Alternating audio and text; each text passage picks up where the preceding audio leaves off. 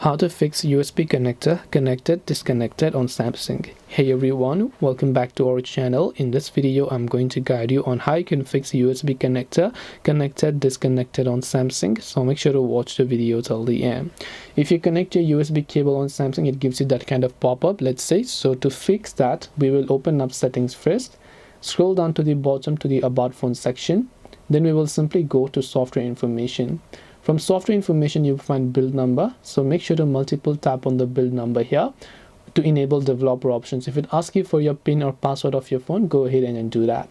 Now just come back to settings and you'll find a new option here that says developer options. Tap on it.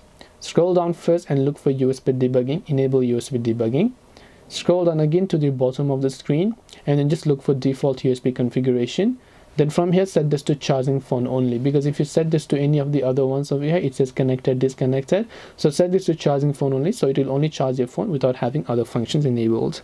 This way you can fix USB connector connected, disconnected on Samsung. Hope this video was helpful. If you have any questions, feel free to leave them down below. Thank you for watching till the very end and see you soon in the next video.